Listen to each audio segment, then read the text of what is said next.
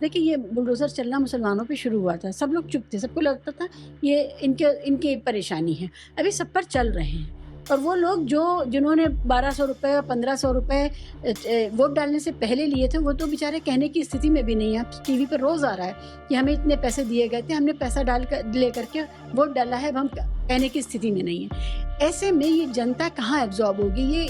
इसका buffer zone है कोई हमारे पास? अल्टीमेटली ये सारे झुग्गी हटाकर अदानी सिटी अंबानी सिटी बनेगा और उसके आउटस्कर्ट्स पे कहीं फिर से दूसरा झुग्गी बसेगा। अल्टीमेटली यही होगा। और मैं ऐसा क्यों कह रहा हूँ? धारावी का जो प्लान है मुंबई में, क्या धारावी रीडेवलपमेंट के बाद झुग्गी बसनी बंद हो जाएगी? ऐसा नहीं होगा। पलावा साइड में बसना शुरू हो जाएगा। उसकी वजह बताता हूँ क्यों है। आप धारावी, मुझे नहीं पता आप धारावी में कितनी बार गई हैं, कितना घुमा है। मैं धारावी को काफी करीब से जानता हूँ। मैं धारावी के बीच में मैंने बहुत रिपोर्टिंग की है, बहुत लोगों से मिला हूँ। ज्यादातर लोग ऐसे हैं जिनकी पूरी रोजी रोटी वहां से चल रही है। देखिए 8x8 के अपार्टमेंट में छोटे से क्लस्टर में रह रहे हैं।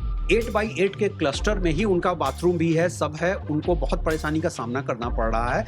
आप दुनिया को दिखा रहे हैं हम फ्लैट बनाकर दे देंगे, लेकिन उनके साथ जो उनका एम्प्लॉयमेंट जुड़ा है वो कहाँ जाएगा? कल को वो उसको बेचेंगे, कहीं और 10 किलोमीटर आगे जाकर झुग्गी बसाएंगे। सबसे बड़ी बात है, हमारी पॉलिसीज में जब तक एम्प्लॉयमेंट पे फोकस नहीं होगा और डाउन ट्रॉडन के एम्प्लॉयमेंट पे फोकस नहीं होगा, झुग्गी बसता ही रहेगा। बहुत जरूरी बात आपने कही, ये बात सही है। वो सिर्फ वहाँ रह नहीं रहे थे, वो अपना छोटा सा कुटीर काम भी कर रहे थे वहाँ पर। और सच तो ये है कि मुंबई की इकोनॉमी में धारावी का एक बहुत बड़ा रोल है। कोई इसको ऑफिशियली एडमिट नहीं करेगा, धारावी का एक बहुत बड़ा रोल है।